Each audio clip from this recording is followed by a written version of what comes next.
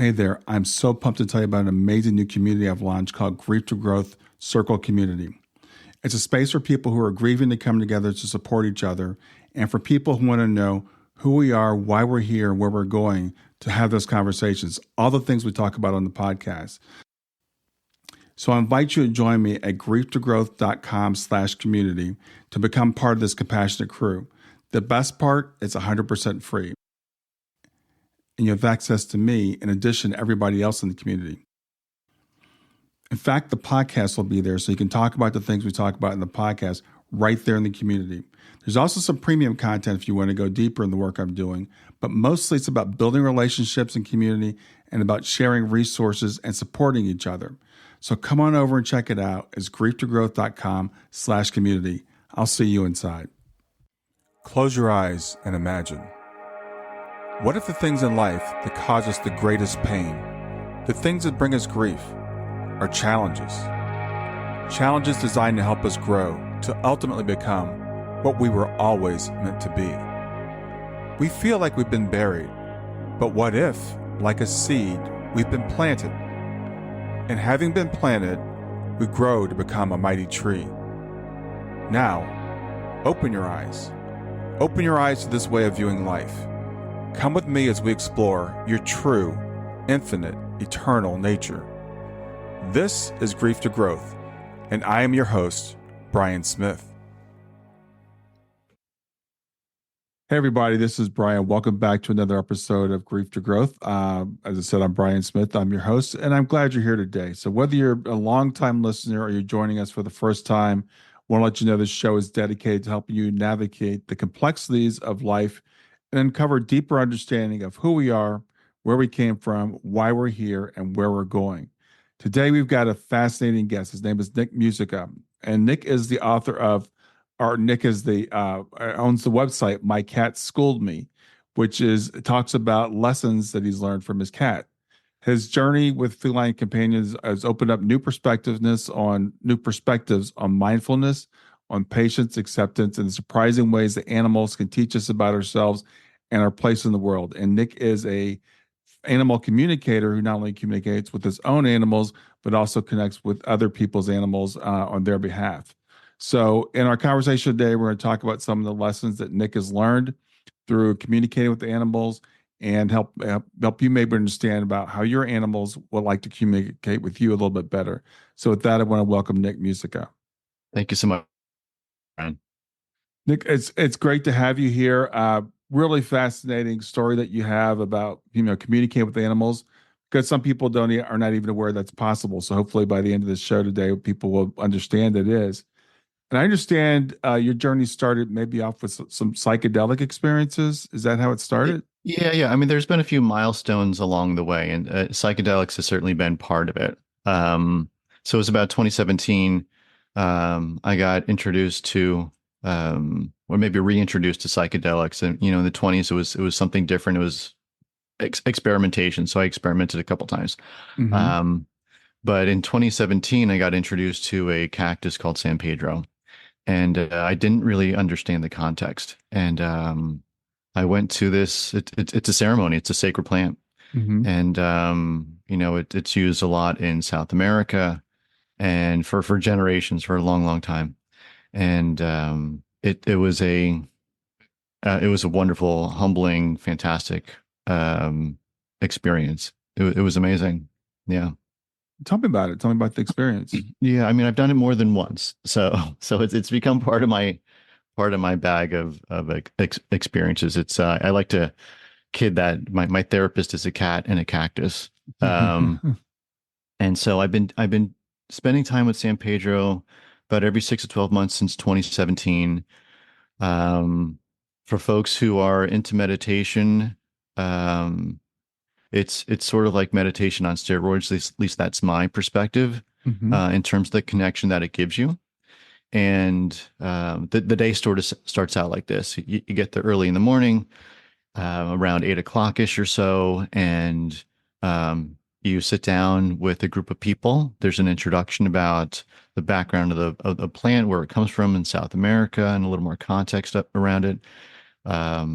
And then everyone gives an intention for the day, what they're looking to get out of it.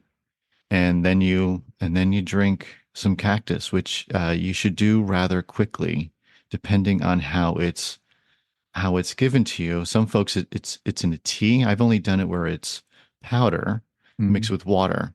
And so here's the thing about cactus is that it sort of wants to come back into a cactus form after it gets dehydrated, and you add water to it. And so the longer that it stays in a cup, that like it goes from liquid and slowly transforms into like a gummy worm of sorts, right? And that's you don't want to drink that. You Mm. just, that's going to be a little terrible. So you want to get it down as best and as fast as you can, and also it's hard to get down. Like you need to earn it. You need to earn the experience. You can get a little nauseous, and the guideline is don't let it up for the next 45 to an hour, because then we're back at square one. Like we didn't Mm. take anything essentially. But once Right. you're past that 45 minutes to 60 minutes, you're in the clear for keeping it in your system.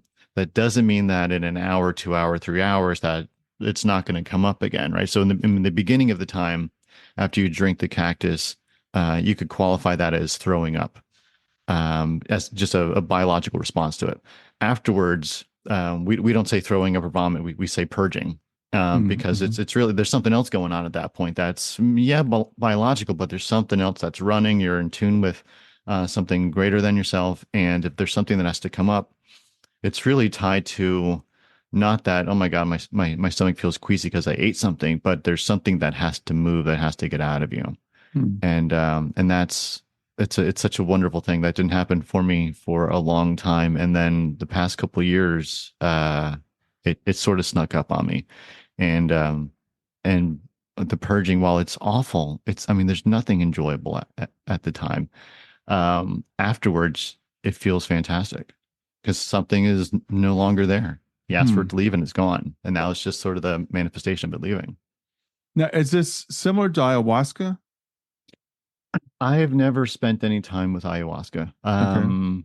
So I'm going to go with yes, because I've heard stories. It sounds But similar, yeah. yeah, yeah. But so there's ayahuasca, from what I understand, it can like shoot your soul out into outer space, and you're spending time with entities that like just are not on the planet, right? Yes, that's Uh, true. have you had time with it?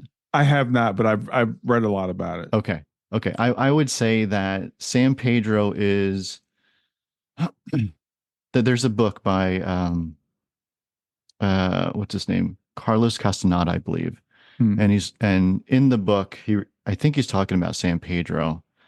And he says it's essentially about a gentleman in the States who goes to Mexico, meets a guy who knows all the old ways of tuning into spirit. Hmm. And he's like, why are we doing this? And the phrase that comes out in the book that got my attention was, it helps you live the right way. Hmm. And so that for me, that really landed, because you see things, you're shown things, but it's very instead of like ayahuasca where it's like, outer space and who knows what's going on over there. I don't know. San Pedro is really about this experience on this planet in this body now. It's very Okay. now, right? Okay. Where ayahuasca, I'm not quite sure if that's always the case. Yeah. And so I know you said you did some psychedelics in your youth, and that was Yeah. I would assume was more recreational. Yeah, it was Um, out of curiosity. Mushrooms because reasons, that type of thing. Yeah. mhm. So when you started doing San Pedro, what was your intention? Well, first it was a complete framework shift, right? Because going to a dead show, taking too many mushrooms is way different than sitting with San Pedro, and the conversation going around is, um, why'd you come here today? Well, I heard you Mhm. could talk to God. Oh, interesting. Okay. Yeah. And so like now I'm playing catch up, because really here's how it showed up was a buddy of mine calls me and he says, "You're going to come on Saturday, right?" And I said, "I don't know what you're talking about." And he said, "Well," he said, we talked about this a while back, and you said you would come if the other party couldn't make it. Well, Mhm. this party can't make it, so you said you would go. So it's Saturday. I still don't know what you're talking about." And the more he explained it to me, the more I'm going like, I don't like this is not sounding all that interesting. Mhm. Just because it felt so foreign to me at the time. And but I decided to go. I have a lot of trust in this individual, and I decided to go. And my intention going was, at least the first time, I couldn't even tell you what it was. I really don't remember. what it Hmm. was at all, because it was sort of, I felt like I stepped into something that I should be in, but I didn't really understand what I was doing. Hmm. Um, but it was magical in terms of just what you're it changes everything. It changes your view on existence and what is possible. That was Hmm. the big thing that it did for me. Like meditation's been super helpful in terms of consistency and building skills. St. Pedro's been very helpful in terms of like one time you could sit down with it and you can see what is possible. Stay with us. We'll be right back. Hey there, I'm testing out a new feature. I'd love to get your feedback on it. It's called Fan Mail, and you can send me a message right from the show notes of the podcast. So look for the link that says send me a text. You can ask a question for a future podcast. You can suggest a guest or just give me any feedback you want. Just remember, it is one way. I can't text you back, and I will not have your name, your email address, or your phone number unless you include it in the message. Let me know what you think. So, Uh, can you explain? You told me about the experience of taking the tea or the yeah, powder with the water. yeah. What did you see?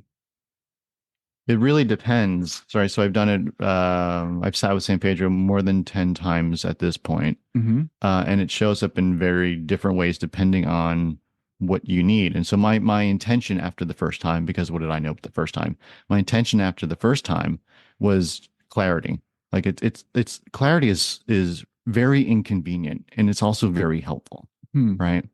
Um, it can be inconvenient, but it's also it's always very helpful, always, always, always. And so when something shows up, it's what you need right now to move forward. So, for example, when the animals were showing up, um, my intention was like, if there's anything that has to get out of the way, let's just do it. Like I want to get back. I want to get on the path for these animals and have these conversations. Mm-hmm. And that was the first time that I puked, um, purged. Mm-hmm. Um, and that was surprising. And now it was a rough time for me. I never had a rough time with it before. Hmm. Um, and I don't know if it was that time or was the time after. And I've never had an experience like this before or after. But what I saw, like written in your mind's eye, like you can see things, you can hear things, you can feel things come through in various different ways. What I saw in my mind's eye as I was laying down was someone, whoever is there, whatever, however you want to call this connection that you have, spirit, source, whatever the label is you want to give it. But there is a guide, I believe, that shows up with San Pedro. Like mushrooms, not so much from what I understand. Ayahuasca, I really don't understand that part. But Mm-hmm. there is a guide that brings you through this experience when after you take San Pedro. And I'll say the guide or guides at one point wrote right in front of me animal awareness. Like it was so clear, someone writing this out almost like on a chalkboard. And you're Hmm. sort of going, what are they writing? And then it's just right in your face. And it was just extremely, extremely clear. And so the awareness of all the dynamics around how animals show up on the planet, off the planet, and the various ways that they support us is what I took away from that. Hmm. So when did the animals start coming through? Was it the first experience or was it later on? Yeah, animals started to come through outside of San Pedro. San Pedro, like I said, gave me very quickly helped me see what was possible. Like Mm-hmm. it just opened the veil and like just changed things. Meditation's been core since the animal showed up, and I was off and on for a while since around 2017. But once the animals showed up, and they showed up about a year and a half ago, I went to a medium. My wife and I went to a psychic fair here in Carlsbad where we live, and we took this little loop around the booths, didn't really see anyone, and then we approached it from the opposite direction, and right in front of us was this woman. Her name is Medium Adelita. She's amazing. And I went to my wife and I said, "Hey, Jewel, what do you think of her?" And my wife said, "That sounds great. Why don't you go first?" And so I sat down, um, and she starts by drawing this. Adelita started by drawing a heart, and she goes, "This is either a formal romantic relationship or it's an animal." And it turned out to be Henry. So Henry was my cat who lived to be 22, and the last 2 years of his life were going back and forth to the vet, right? Checking the food, right? Getting him hydrated, um, blood work, like everything you can do to treat the symptoms of old age for an animal, for a cat. Sure. And in hindsight, it wasn't so much about making the animal comfortable, it wasn't about making Henry comfortable. It was really about making me comfortable as the person who was just didn't want to let go of Henry at the time. Yeah. Um, and so, I'm thinking about the past 2 years, um, when she circled animal, and then she says that the messaging is you did too much.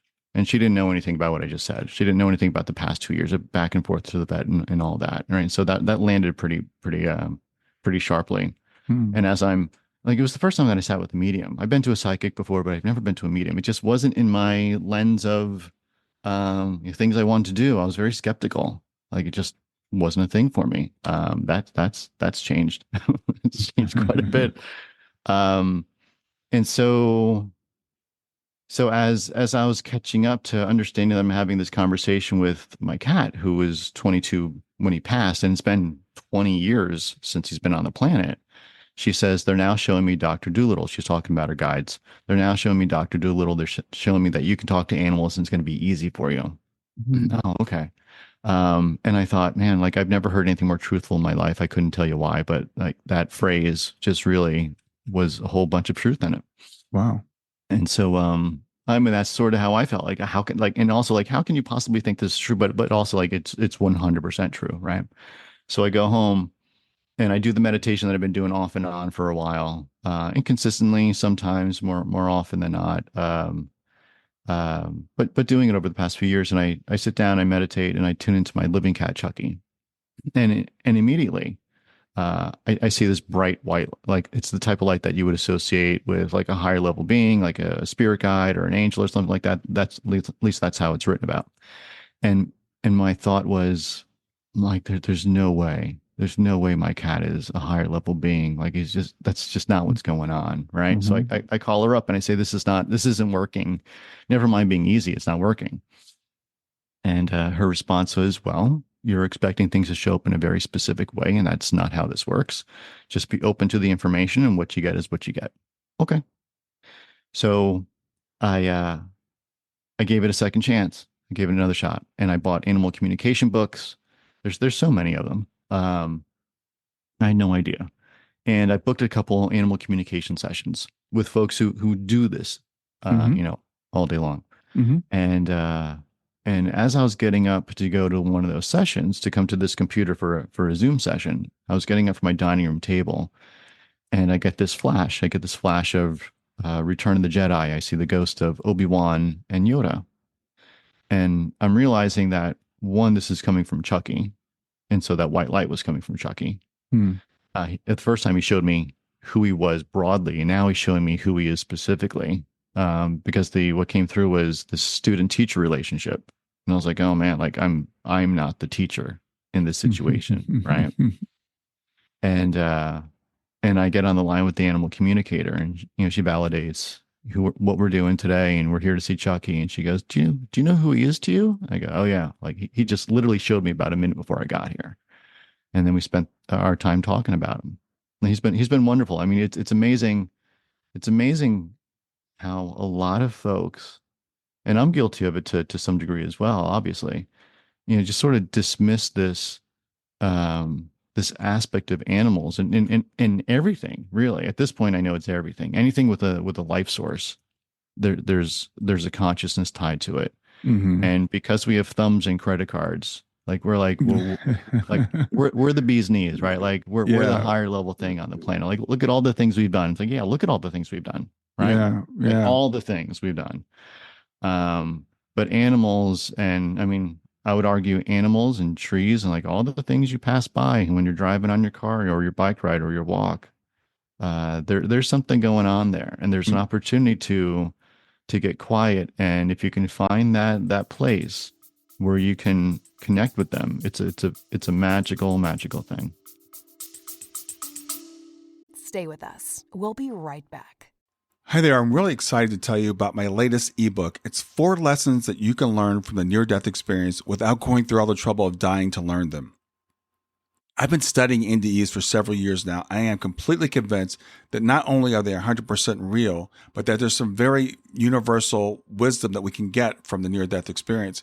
And I've distilled that down in this book into 4 short lessons. And I've also given you all the reasons why I believe that NDEs are absolutely real. So go to www.grieftogrowth.com/NDE lessons to pick it up for free. www.grieftogrowth.com/NDE lessons. I hope you enjoy it. That's a really, really interesting perspective, because we feel like we are the top, we are the apex, we're as good as it gets, and as evolution came along, we have all these lower forms, so to speak, and then we're the highest form. And you're right. Look at what we've done. And I'm on Facebook a lot, and I love the videos of animals when they're showing empathy, where they're rescuing each other, where they're showing all kinds of intelligence. And people think just because we can do these specific things with type of intelligence that we have, that means we're better than they are. But you watch a spider building a web, that's a pretty incredible feat. It's pretty cool. Yeah, and that's just one thing. Bees, birds, all the animals, the things that they do. So, your cat Henry, he's still with you? No, Henry's the one that passed. Chucky's I'm sorry, the one that's Chucky. still here. Yeah. So, what is Chucky's take on your relationship now?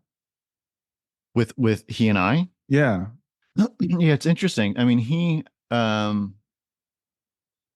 likes to give me corrections. It's really funny. Like he really is here. Here's the broad scope of animals for as far as I can tell. Mm-hmm. Is we all made an agreement to be here, right? Before we got here, we said this is so funny. He comes at very interesting times, very specific times. And there he is on cue. There he is.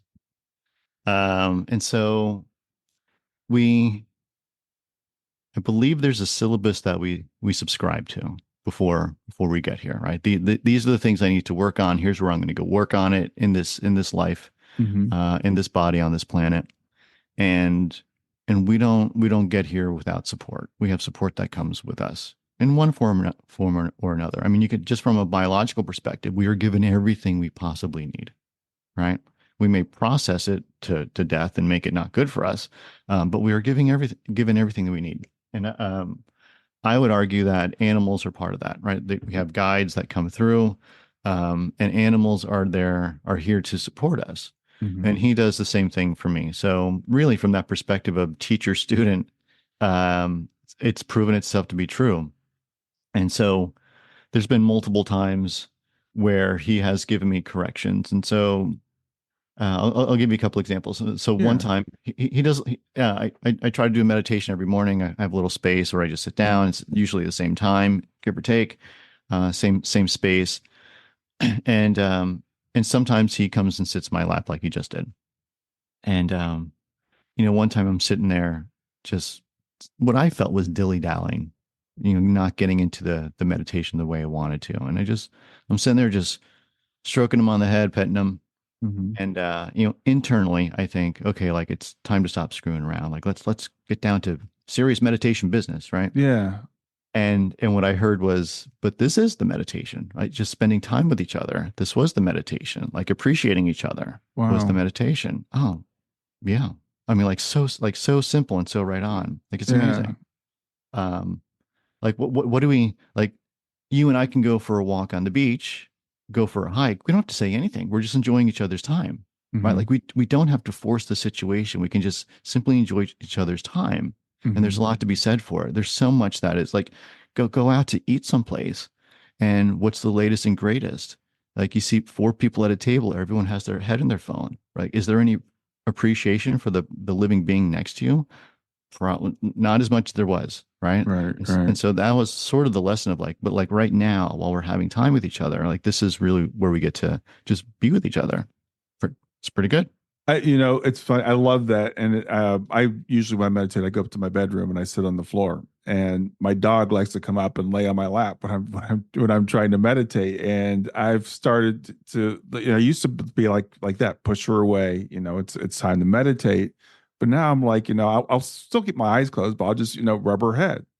Yeah, And just because she wants to spend time with me, and I enjoy spending time with her too. So I think a lot of times we do take that time, that meditation time, too seriously, and I think that's what one thing animals can teach us. for sure. Yeah, agreed. Yeah, and he's proven repeatedly. I mean, here's one. Here's the animal communication lesson 101, right? So a lot of times animals are here for that support that I was talking about, and they show that through lessons. And one lesson is super easy how it manifests. It's like this mirror or modeling type of behavior that shows up, right? So for some folks, um, the mirroring, you may have heard someone saying to some degree, like my dog is so lazy. Well, why do you say that? Because he sits on the couch all day long while I play video games, right? Yeah, yeah. No, okay. So the dog's lazy, oh, all day long, just sitting on the couch. Hmm. So there's a mirroring behavior going on there, right? Hmm. For me, because I will sit in front of the computer and I'll grind for too long in front of the computer. I get a modeling behavior from Chucky. So every night, um, 7 o'clock, 8 o'clock at night, he will be ready to play. He's at the top of the stairs. He's at the bottom of the stairs. He's calling me. He's. It's playtime every night. Uh, and a lot of folks will go, "It sounds like your cat likes to play." Well, that's because you're looking at it from this 3D dimension. He does. He does like to play. But the bigger lesson here is break out of your routine. Like step away from the thing that's no longer serving you. You put your time Hmm. in, step out of it. You need more play. Right. Interesting. I do. Hmm. Yeah, interesting. So, when we talk about animals, and sometimes people will talk about reincarnation. Some people think we can come back as animals. Some people say we can't come back as animals. You mentioned Chucky being like a higher level being. Yeah. Do you think Chucky's ever been a human being, or what are your thoughts on that? I have no idea. I'll give it a shot. Let's see how this works. Um, I think that I mean I was told that he was assigned to me, and it's really easy to say I feel like that's true. Mm-hmm. Yeah, Mm-hmm. 100%. So whether he was here before or not, I don't know, or whether he raised his proverbial metaphorical hand paw energy, whatever it was before he got here. Mm-hmm. I don't know. Here is something that I heard that I found interesting was um, like before we can move on to not being human anymore, because this is where we go to learn the lesson. I mean, we need to come back and learn the lesson, whatever it is, whatever um, that level is that we need to meet Mm-hmm. to have that soul progression. Um, it doesn't seem like animals are on that same path. Like it feels like we are here doing the majority of the work. Um, and while they may be here in these little furry bodies or in the trees or whatever it may be, Mm-hmm. it seems like I'm sure they're doing their own work, but at the same time, it feels like we're doing the heavy lifting because we need to do the heavy lifting. It sounds like I think they've already done it, is my perspective. Yeah, it kind of feels that way to me too. It feels like we're the ones that are kind of lost, trying to figure out who we are, why we're here. Yeah. And as you said, sometimes people say, "Well, look at all the great things we've done," but look at all the things we're destroying our planet. I mean, animals don't do that. They don't destroy their own habitats. No. They don't. Extinction has just become. I just saw a special yesterday about an animal become extinct in Tasmania, Mm. and we're doing that. That's humans doing that. So I do feel like we've got the heavy lifting to do, and it's really interesting this connection you've got with animals, and maybe some of us can start looking at our animals differently and look at them as like this. Maybe we should be a little bit more that way. Yeah. I mean, I've always appreciated animals, always, always, always. And I think there's a couple different ways, like tuning into um, your intuition shows up. And for some people, it's an event. Like I know a gentleman in New Jersey who had a near death experience, and he came out. And now he hears he communes with spirits that have passed, or humans that have passed in spirit form. Hmm. There's other folks who seemingly come like they come to this the planet, and they know immediately that there's something going on for them that is, it's normal for them, but then they say something and people go, what are you talking about? What thing did you see over there? You Hmm. don't see the person over there, right? Like, and so like those experiences show up early for Right. those folks. For me, while I had what I would consider a tap on the shoulder since I was about 20, I was having experiences with dreams. I would end up living snippets of dreams that I have. So I learned just a few months ago, I think it was 9 months ago, whatever, that they're called clairvoyant dreams.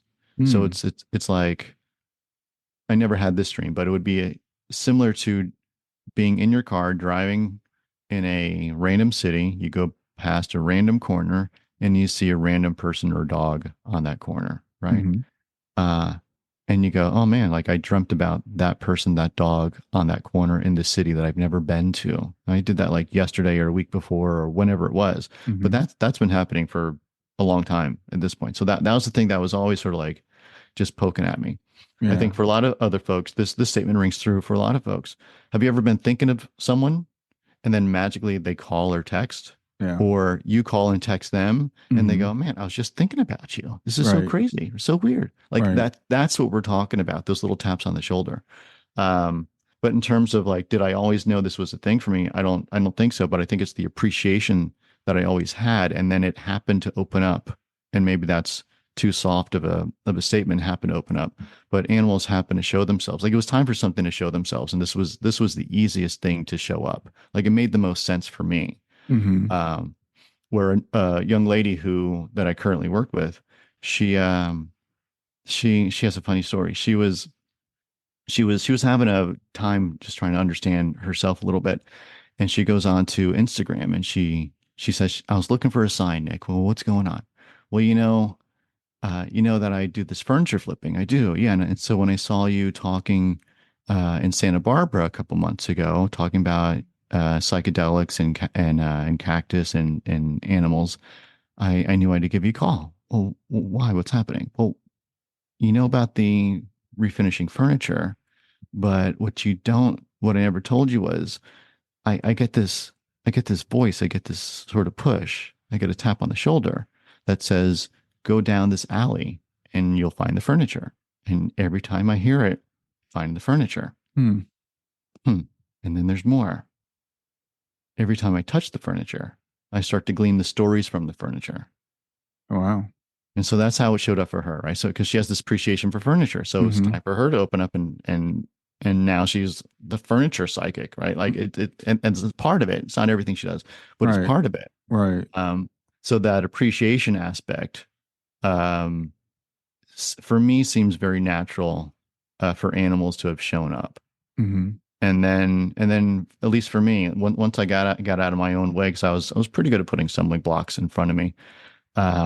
Once I got out of my own way, and the animals started to show up for me consistently, I then I went on to Nextdoor. Are you familiar with Nextdoor? Yes. Yeah. Yeah. So it's like Facebook, but it's your neighborhood and it's people that you don't know Hmm. versus people you do. But there's a lot of the same conversations, really, right? Hmm. And I went on there and I posted. I said, "Hi, my name is, and I'm an animal communicator. That means I psychically communicate with animals, and free 15 minutes. Like click here and submit your information."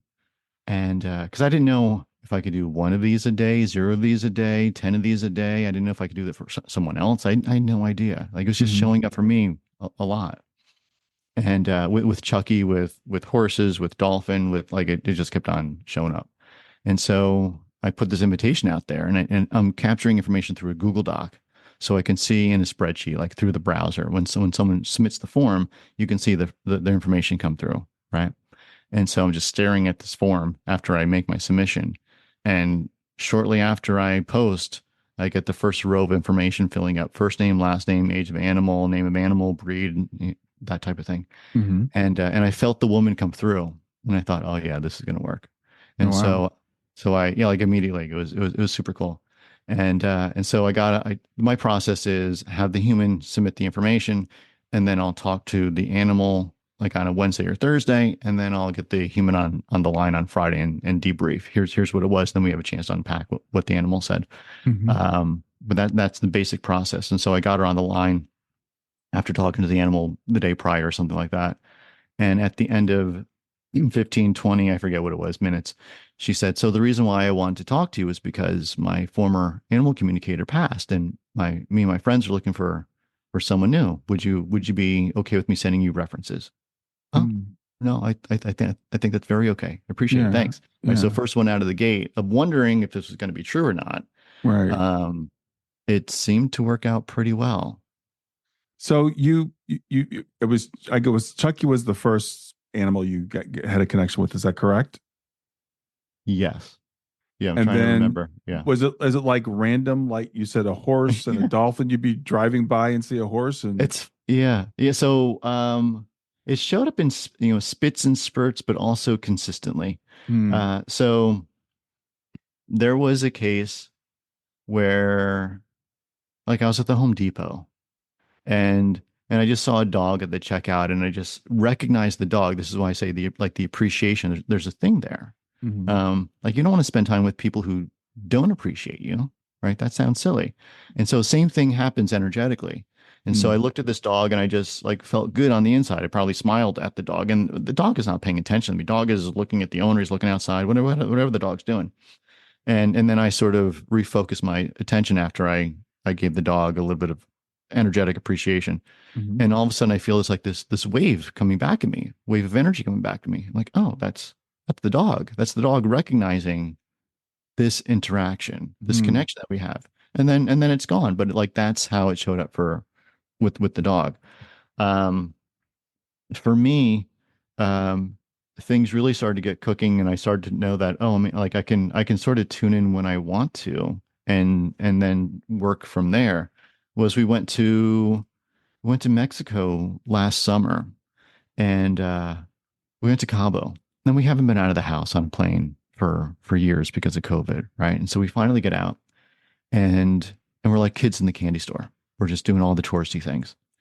Um, and and there's this opportunity to go swim with dolphins, and it's in a tank, right? So, and I never liked animals in cages. I don't feel good about it. hmm, And this is sort of the equivalent, and they're born there and they're treated well as far as I can tell.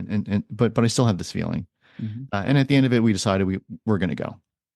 And so there's this one time where we're with the dolphin. Her name is Liz, and it's like SeaWorld where the dolphins can come up out of the deeper tank and onto this little ledge. And Liz is on this little ledge, and the trainer is at her nose, and there's six people, three on each side of her. And I was on her tail area, and I thought, well, let me see. Let me see if I can talk to Liz. Let's see if she's game to play.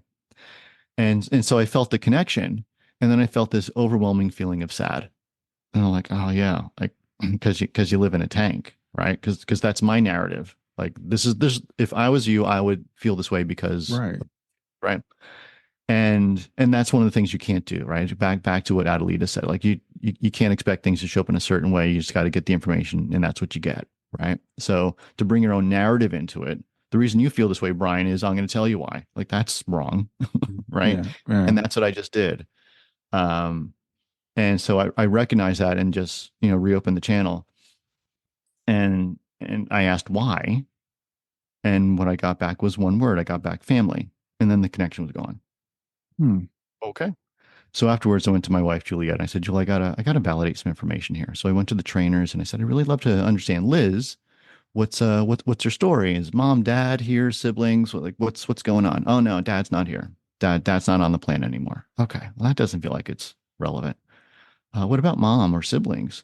Oh yeah, mom's here and she has a sister. Liz has a sister. Oh, well, where are they? They're in the other pool. Hmm. What do you mean the other pool? Well, there's this pool that you were in, and there's a pool adjacent, and now I can see it. Adjacent to this pool and separated by like a 2 foot concrete wall, right? Hmm. Oh, well, why are they separated? Well, because when Liz's mom had another baby, Liz still wanted attention from the mom, and that was causing nursing problems with Yeah. the mom and the new baby. So what we did is we separated Liz and the baby. I'm sorry, mom and the baby from Liz, put them in the other pool, Hmm. so that mom can nurse the baby. Got it. And so when was that? Well, that was 3 years ago. Oh, and Liz has not seen her mom since? No. And how old is Liz? She's 5. Hmm. So when Liz was 2, her mother and her new sibling were put into the other pool. Wow. Well, that explains sad. Okay. Yeah. Yeah. Right. So yes, things started to show up for me, and horses. I started to volunteer at a an animal rescue, and the horses are amazing. If you've anyone who has the chance to be around them, they're super healing. Like I had no idea what I was getting into, but going through figuring out how can I get this thing to work? How can I get this animal communication thing to really work for me? What showed up multiple times talking with multiple psychics was, so what do you do with horses? What do you do with horses? Like all the time it would show up. Hmm. And I thought, well, maybe I should do something with horses. And so I volunteered for about 9 months, and it was an amazing experience. They're just super present, super healing, and very similar to this broader conversation. Like you have this 3D aspect, but there's way more if you want to see it. Yeah. So what kind of issues do people reach out to you with their animals? Why are Yeah, I know there's some because you do animal communication for animals that are on the other side as well as I animals do. that are here. So let's just maybe take those one at a time. So for animals that are here, what do people want to know? Yeah, it's sort of interesting how the conversations start and then where it ends up, right? So a lot of people, um, let me just take Chucky as the example, right? Like why did Chucky poop? I could come to someone, I could say, Brian, I hear you talk about animals and or talk to animals, and here's something strange that happened with Chucky. This was a real thing. I open up my guitar case one day and I'm tooling around on the guitar, and he goes to take a poop in the guitar case. Now it's normal for him to go into the guitar case. It's not normal for him to start scratching and pooping in there. And Right. when I kicked him out, he went downstairs and pooped on the bed, and he pooped on my side of the bed. I want to understand what's wrong with my cat. Mm-hmm. Right? That's sort of the framework. My animal's doing something in the 3D. I want to understand what it means. Mm-hmm. Right? And so here's a great example. A woman showed up, and I asked people to give me three questions. I say I'd be happy to ask the questions. Whether the animals want to answer the questions, I have no control over that. Right? I'm just the interpreter. They give me information, I give it to you. That's it. Mm-hmm. That's what I'm here for. And her question was, how do I get my dog to stop biting people? My dog is biting people, a little chihuahua, being aggressive, biting people in the ankles. And so I connected with the little chihuahua, and the dog says, you should ask her about her job. Well, why am I asking her about her job? Because that's what has to change. Hmm. Oh, okay. All right. So I get her on the line. She says, so did you talk to my dog? I did. Did you tell him to stop biting people? I didn't. Well, what'd you talk about? Well, he wanted to talk about your job. What's going on? Well, I'm sort of unemployed right now. Well, that's not entirely true. So what do you do? Well, I'm a private driver. Well, what does that mean? I drive limousines, I drive Uber. Okay. And how's that working out? Well, I have a lot of spinal issues, and my doctor says that I shouldn't be sitting down for long periods of time. So after like an hour or two sitting in the driver's seat, I'm very banged up. I'm very aggravated in my spine. Mm-hmm. Uh, and so he says, my doctor says I shouldn't be doing that. So here's what your dog said. Your job's the thing that has to change. And that opened up a whole conversation around how you're spending time. What are you doing with your life in terms of, your vocation, Mm-hmm. and what your contribution is, right? So the reason why, going back to the mirroring modeling, right? Was this woman happy about her job? No, Right. wasn't. Right. Right. And so was the dog biting people? Yes. Was the dog biting people because the dog was aggressive? Sure, you can argue that. Was the dog biting people because it was aggressive and was reflecting the feelings of the owner being unhappy and frustrated? As far as I can tell, 100%. Hmm. Wow. Do you know what the outcome was there? Did I the don't. I uh don't. I don't. Yeah, I don't have a closed loop system, right? Like right. Yeah. it's a moment in time. Here's what the truth is, and now people get to go and do whatever they Sure. want with it. Yeah. Yeah, sure. Well, it's interesting because animals, again, they don't, I guess they can't sit down and talk to us. So there may be other ways of getting our attention. Like you said, like sometimes they start to poop in the wrong place or they start Yeah. to pee in the wrong place. And We always want to look for a physical thing, but maybe there's something spiritual that's going on there that they're trying to get your attention. Totally. Yeah. What I do is it's not a substitution for veterinary care. It's not behavioral training substitution. Like Right.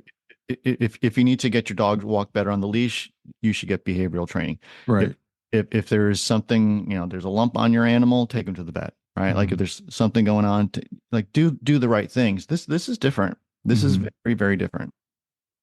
So, in terms of people that come to you for the dogs that have passed, or Yeah. not dogs, but animals, what Mm. types of messages do you get from them? Yeah, I mean, typically people they want to feel that connection, right? There's a loss there, and they want to make sure that they weren't responsible for anything or feel bad about how it played out because Hmm. I mean, things can get messy at the end, right? And I'll use myself as the example. Like it was messy, and I wanted to keep Henry around as long as possible, assuming the situation was good. So my definition of keeping the situation good was let's um, let's tackle the symptoms of old age, right? Hmm. And so Hmm. his message was, "You did too much." Oh shit! Like, oh, language. I don't know if we're okay doing that. Um, it was you did too much, right? So, like, so I shouldn't. That was a lesson for me. Like, so Yeah. it would have been okay at that point, whatever that point was, where there's the signals that I was not accepting to pick up around, like I'm sort of done. Like our time here is wrapping up. Let's talk about that, right? And my reaction to that was, well, how do we prolong this, right? Yeah. And I want to ask you, I know that when I've talked to pet owners, they always, a lot of times, not always, a lot of times they feel guilty whether they thought they held on too long or whether they gave For up too sure. early. Yeah. And so what are the messages that the animals give us about death, about leaving? Yeah, I mean, there's typically, so let's talk about the physical first. There's typically signals that show up, right? And I think generally speaking, we we don't like those signals. Like we have a hard time with death. Hmm. Human beings do. Like because this little container in this little body is what we know to be true, and not only is it true, it is 100% true, and there's nothing outside of it, right? I'm exaggerating, but like we're really we really like our bodies that way. Yeah. Uh, and my interpretation with animals is they see this experience in their bodies as sort of a stop on the train line. Right? There was a before, there's an after, and here's the current, and we're going to keep on going down the path, right? But this is just one stop on the train line. Hmm. So to recognize that there's more to come, and also there was more before, is I think helpful because they're really clear about it. Um, it it's another meal in the day. Like let's not hunker down to breakfast being our first and only meal ever. Like there's another one coming. It's okay. Um, and the lesson that they typically give is, I mean, this is just a natural part of things. This Hmm. is just how it works. And so I think if we can accept that, then we can apply that to ourselves. And then, we get to pull out. We get to pull out from the experience of me stubbing my toe today and how terrible that was. Well, it's just a toe on a foot on a body that walks around. Like it's way bigger context. Like let's stop talking about the toe already, right? Hmm. And so we, if we're open to it, we get to see the bigger picture, or minimally go, man, I think there is a bigger picture, right? Yeah, I think it's such an important lesson, and I think that's why we hold on to ourselves for so long. We can't stand the end of life for ourselves or another human being, and the same thing with our pets. And Yeah. I it makes sense to me because of that higher perspective that I don't think they lose when they come in. That they don't fear death the way that we do because it's not the end for them. It's not the Right. end for us. Right, right. And so I think I don't want to sound like I'm giving advice. I don't want to do that. But here's some considerations. Like when the signals show up, pay attention to them. Hmm. If your animal is in pain, pay attention to them. Ask them what they would like to do. Maybe you have a sense of it, maybe you don't. But minimally, like we all may want to ask, like, what would you like to do? Like Hmm. we just got some news. How would you like to spend the rest of your time? And with one young lady, who came to me with a critter with a cat who is in bad straits. She's like, well, what should I do? How should I spend the rest of my time with him? And the response was like, how would you like to? Yeah. Like, do you want to go back and forth to the vet every day? Do you want to be sad about this every day? Or can we enjoy our time until we can't enjoy our time anymore? Like how would you like to do that? Yeah. I think one of the lessons that maybe pets are here to teach us, because most of our pets have a shorter life expectancy than we do. When we get a dog, we know we're probably going to outlive it. When we get a cat, we know we're probably going to outlive it. Yeah. So we kind of know that that's part of the deal going in, but we get into it and then we're like we forget. It's like we never want to let them go, and I think that's one of the things that maybe having a cat or a dog, is here to teach us. It's like we're all going to make that transition. I think about for kids, a lot of time that's going to be the first death that they're going to experience. Yeah. It's the Yeah, it's death of a true. pet. Yeah. Yeah. Yeah. So I think the temporary nature of it all is a super important thing for us to just constantly remind ourselves, like, this is all temporary. Mm. The good feelings we're having right now is temporary. The bad feelings we're having right now, that's also temporary. Like it's a sine wave. We're going up and down to our destination, right? Hmm. And the time we have on the planet is temporary as well. And so however we want to approach the realities of the situation, be it uh, not permanent, being it reacting to everything emotionally or not, being it how you spend your time, being it what you focus on, being it what your thoughts are. Thoughts are real things. What it all starts there, and then it projects out from there, right? Your thoughts turn into actions or inactions, depending. Hmm. So if we can just accept these universal truths of there's more and this is temporary and there's a syllabus and I just need to do the right things, but I'm doing the right things and it's still hard. It is hard, right? Yeah.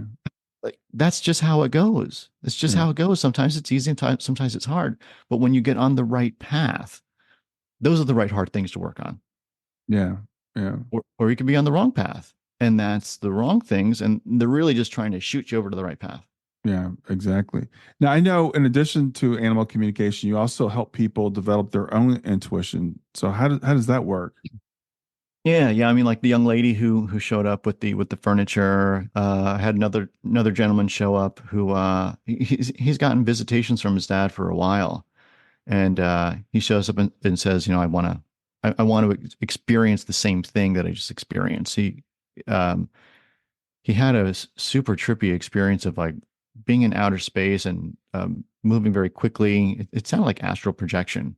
Hmm. Um, and then at the end of it, he sees his father's face, and there's a bunch of things that showed up, but like that was the core of it. These visitations from his father, and he says, I want to have that experience, the thing that I just described. I want to have that experience again. Okay, well, we probably can't do that. Right? Hmm. We just like think about the best food you ever had that one night at that restaurant with that company and that waiter, and like you can't duplicate that. Hmm. It's never going to work. Everything is going to fall short to that. It's just not going to work. But you can have other good times with people. You can go out to good restaurants. Like you can figure out what makes sense for you. And so the conversation was that. Well, let's now that we have this thing that's working, like let's work to expand it. Let's work to stabilize it. Let's work to have similar type of experiences, not the same, but similar in this vein of experiences. Hmm. And so we did. And so working together on what this means and contextualizing what it all looks like, um, how to manage it. Energy management is a huge thing, and once you open it up, like you got to figure out how to manage yourself. You need to figure out how to shut it down. You need to figure out when you're going to tune in. There's a hygiene aspect to it. Like there's some funk out there that just sort of builds up. It's like plaque on teeth. Like you gotta keep cleaning it, Hmm. um, or else it's not going to be that finely tuned machine anymore, right? Okay. You got to change the oil, or else the Ferrari just doesn't run as fast as it used to, right? Yeah. So what types of things do you do for your spiritual hygiene? Yeah, for me, I would think about it as a trifecta. There's the consistent morning meditation. I mean, that's sort of, that's the equivalent of the gym. Like that just keeps me in good working condition. Hmm. San Pedro is, I have a really good relationship with that cactus. It's super, super helpful for me. Whether that's someone else's thing or not, a lot of folks have good reaction to psychedelics. Some folks don't. And it depends on what you're trying to get out of it, the set and setting of it all. So, if I had to encourage people, I would say 100% without a doubt, do meditation. 100%. If you Hmm. talk to anyone who does anything like I do, or mediums or psychics, typically the commonality is meditation, Yeah.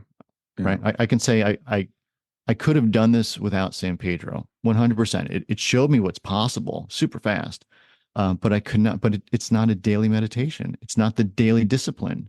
Um, so I so you need the meditation. Hmm.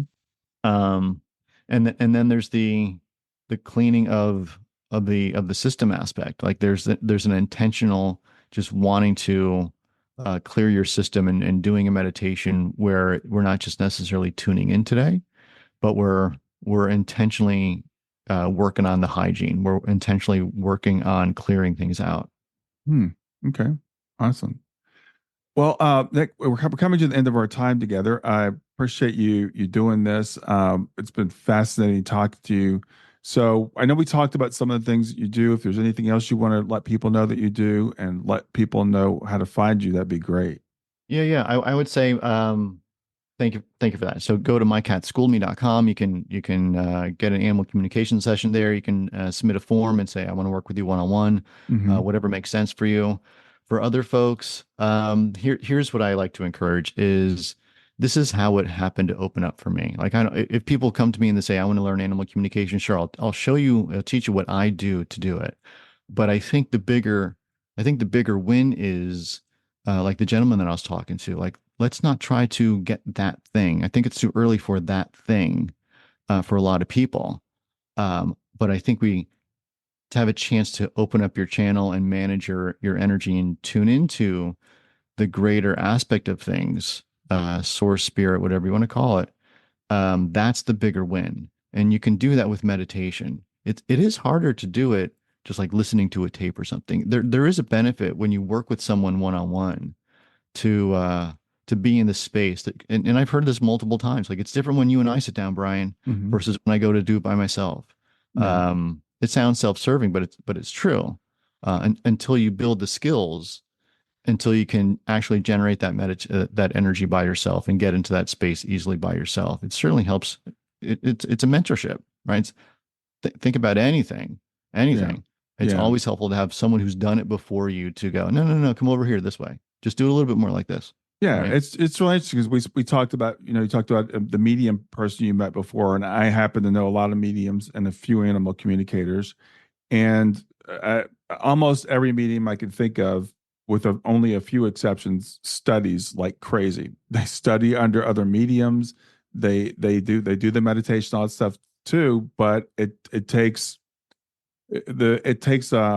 effort. It takes something to build those skills to the point where you want them to be. I would say to the people also, and you can tell me whether you agree with this, but anybody that has a pet, start working on communication with your pet. The intuitive communication you've already got. Yeah. I've been amazed by the things, like I know what my dog is thinking a lot of times. And it's not just because of the physical communication. That's right. We have that sense, and I know she knows what I'm thinking.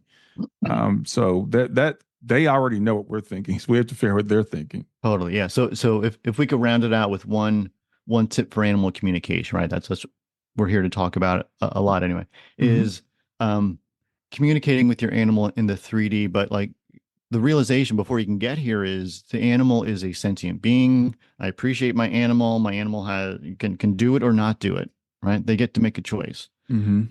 But in order best to communicate with your animal in the 3D, there's 3 points we can go through. One is you say exactly what you mean. So, for example, with my little boy Chucky, I don't say get off the piano. I say get to the pink blanket. Mm. Different, right?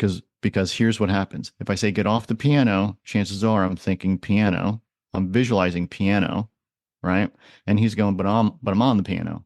Yeah. Yeah, Yeah. right. You're saying one thing, you're visualizing something else.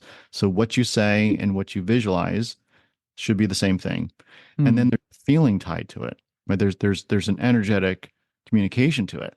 So there's a woman that I was working with a few months ago who said, my dog doesn't go out and use the bathroom at 9 o'clock at night. I open the door, I ask the dog to go out and do the business, and the dog doesn't go out. And I asked, well, how do you feel about going out at night at 9 o'clock? Oh, I don't like it.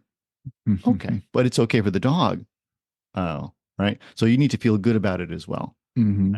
So if we have that trifecta of say it, say what you mean, visualize what you mean, and feel what you mean, Mm. uh, that trifecta is your best chance for a good outcome. Wow. That's awesome. That's a great way to wrap up. Well, Nick, thanks for being here today. Enjoy the rest of your day. Back at you, Brian. Thanks.